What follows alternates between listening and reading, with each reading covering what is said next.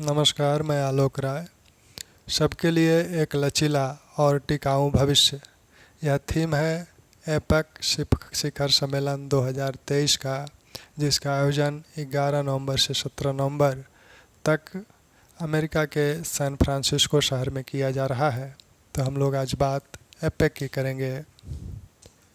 APEC यानी Asia Pacific economic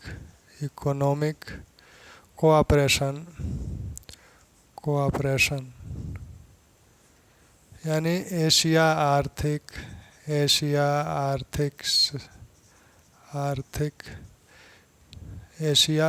प्रशांत आर्थिक सहयोग। तो यह एक आर्थिक सहयोग संगठन है जिसकी भौगोलिक स्थिति प्रशांत रिम पे है, यानी प्रशांत रिम से जुड़े हुए देशों का यह एक आर्थिक संगठन है।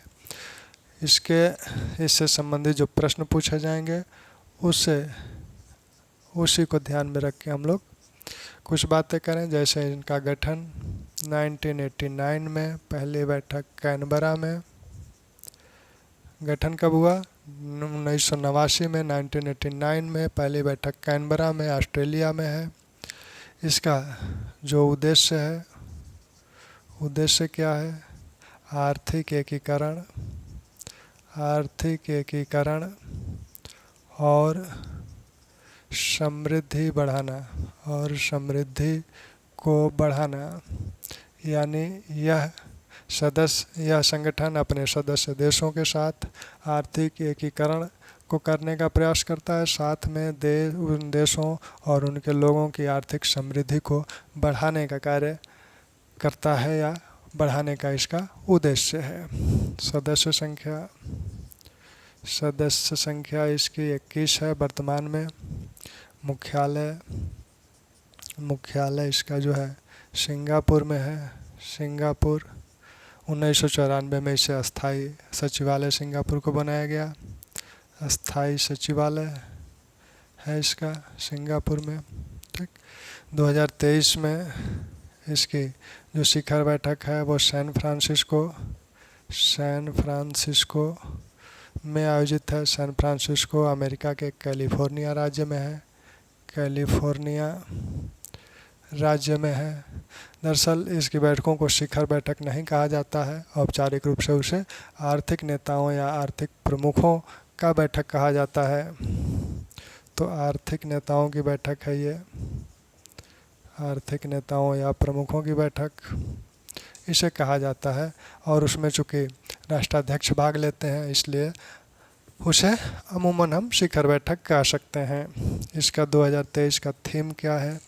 तो 2023 की जो थीम है वो है सबके लिए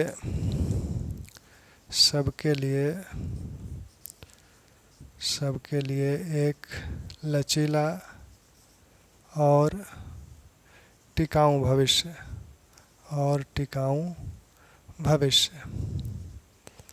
चूँकि यह ऐसा संगठन है जिसमें विकसित और विकासशील दोनों देश शामिल हैं, और ये देश जो है वैश्विक अर्थव्यवस्था में एक महत्वपूर्ण भूमिका रखते हैं। वैश्विक जीडीपी का 60% हिस्सा ये धारण करते हैं। साथ ही वैश्विक जनसंख्या का लगभग 45 से 50% हिस्सा ये देश धारण करते हैं। तो इसलिए काफ़ी महत्वपूर्ण संगठन है। 2023 में सैन फ्रांसिस्को में आयोजित हुआ, कैलिफोर्निया में है। इसका थीम है सबके लिए एक लचीला और टिकाऊ भविष्य। 2022 की बैठक कहाँ हुई थी? 2022 की ये बैंकॉक में हुई थी। बैंकॉक ये थाईलैंड में है। और 2024 की बैठक होगी लीमा में, जो पेरू की राजधानी है। और 2025 की बैठक यह दक्षिण कोरिया में होगी। अभी सिटी डिसाइड नहीं है, तो दक्षिण कोरिया में आयोजित होगी 2025 वाली बैठक। तो हम लोगों ने क्या देखा कि एपेक का गठन कब हुआ? याद रहेगा 1989 में। इसका मुख्यालय कहाँ है? सिंगापुर में है। इसकी सदस्य संख्या 21 है। ठीक, और 2023 में इसका जो बैठक आयोजित हुई है वो सैन फ्रांसिस्को में, नवंबर माह में इसकी बैठकें आयोजित होती हैं। तो 2023 में सैन फ्रांसिस्को में इसकी नवंबर में बैठक आयोजित हुई। और ये जो राष्ट्राध्यक्षों की बैठक है, जिसे आर्थिक नेताओं या प्रमुखों की बैठक कहा जाता है, इसका आयोजन 1993 से शुरू हुआ। पहले वित्त मंत्रियों की बैठक हुआ करती थी। ठीक, अब इसके सदस्यों को हम लोग देखें। भारत इसका सदस्य नहीं है, तो एक प्रश्न अगर सामान्य रूप से ये बनेगा कि एपेक का निम्न में से कौन सदस्य नहीं है, तो उसमें अगर आपके विकल्प में भारत है तो उसको आप लगा दें। ठीक, अब इसके सदस्यों की बात अगर की जाए तो चूँकि पहले जो संस्थापक सदस्य हैं वो 12 ही है। 89 में जो सदस्य हैं वो हैं Australia, New Zealand, Brunei, Philippines,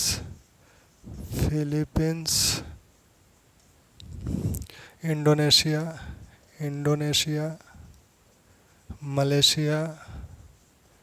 Malaysia, Singapore, Thailand, Canada, दक्षिण कोरिया, जापान,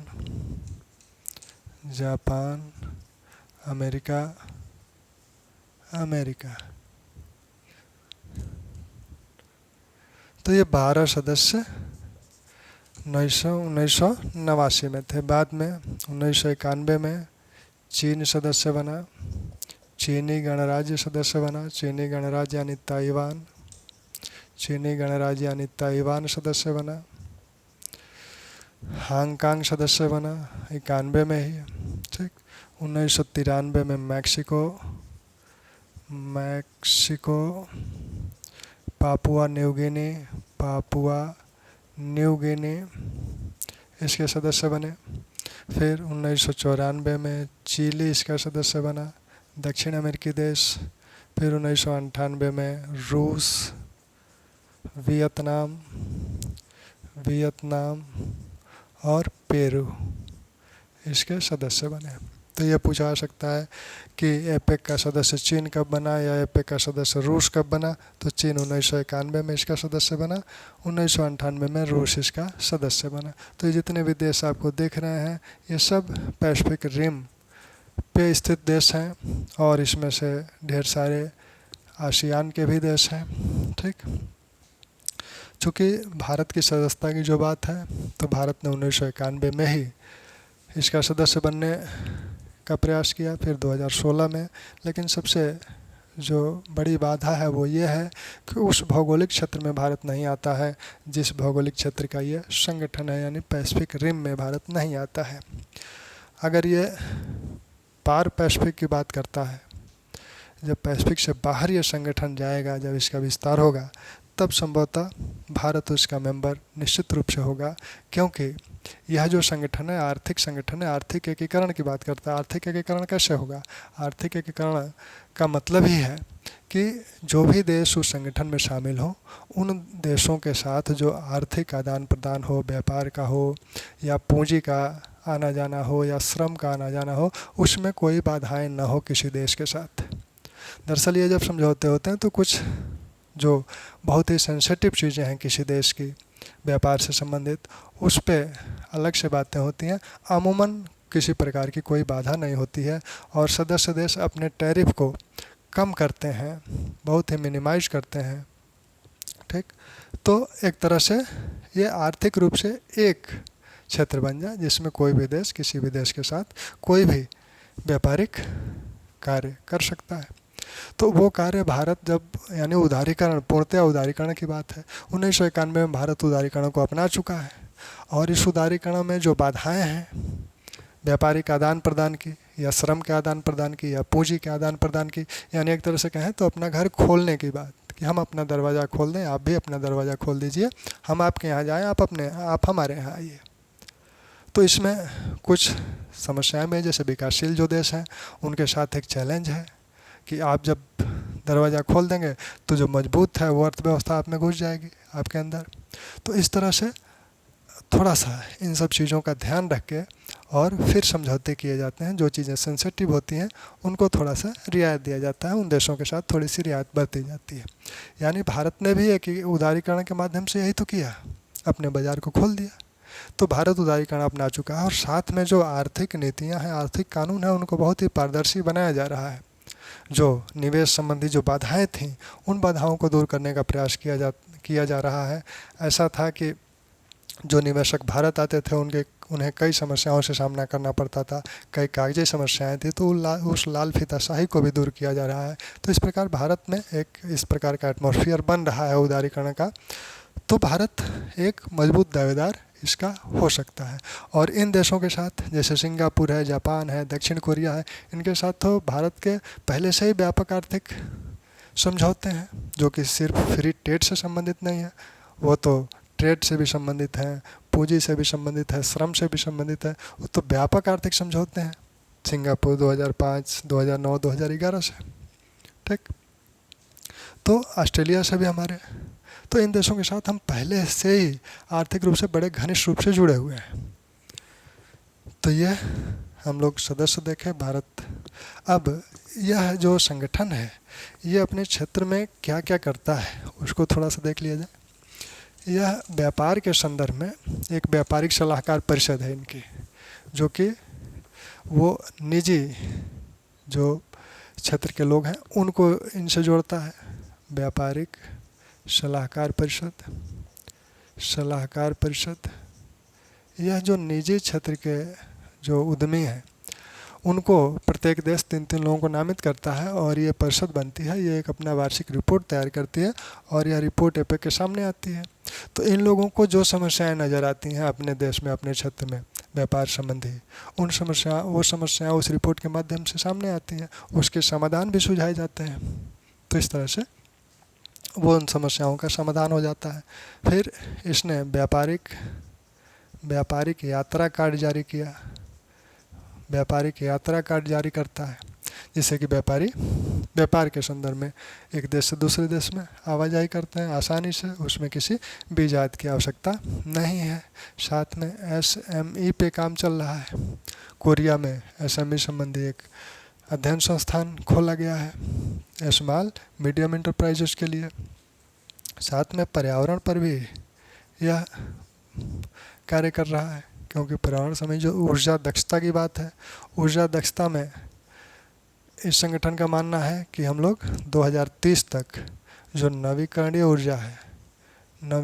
ऊर्जा है उसको दोगुना कर लें।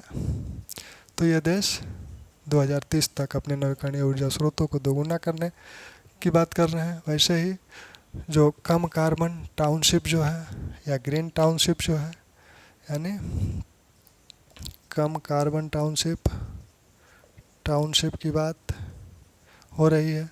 तो कम कार्बन टाउनशिप का मतलब है कि ऐसे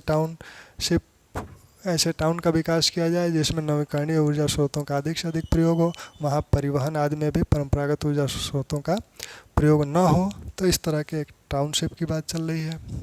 साथ में कंप्यूटर प्रशिक्षण के लिए भी, क्योंकि जो डिजिटल खाई है, कुछ लोग डिजिटल रूप से साक्षर हैं, कुछ निरक्षर हैं, तो उस खाई को पाटने का कार्य, जिससे कि जो विकासशील देश हैं, विकासशील देश के जो गाँव के युवा हैं वो इससे जुड़ सकें। तो एक तरह से ये एपेक डिजिटल अवसर केंद्र के रूप में खोले गए हैं। एपेक डिजिटल अवसर केंद्र के रूप में एपेक डिजिटल अवसर केंद्र के रूप में ये खोले गए हैं। साथ ही 2013 में इसने स्टार्टअप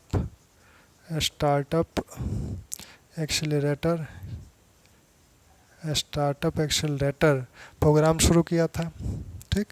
तो ये एपेक इस तरह से कार्य कर रहा है। कुछ जो पुरस्कार है वो भी इसके द्वारा दिए जाते हैं, जैसे विज्ञान संबंधी पुरस्कार दिया जाता है, स्वस्थ महिला स्वस्थ अर्थव्यवस्था संबंधी इसका एक पुरस्कार है।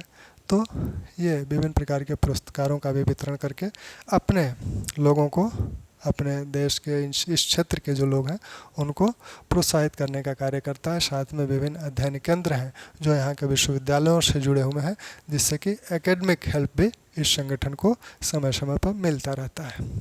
अब इस संगठन में भारत को भी बुलाया जाता है, 2013 से ही बुलाया जा रहा है।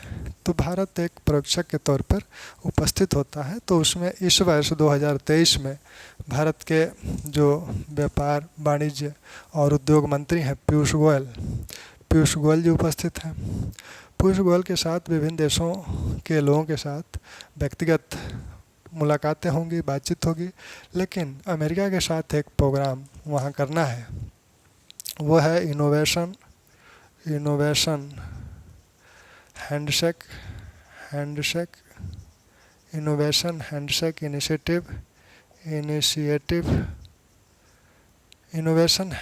Initiative programme.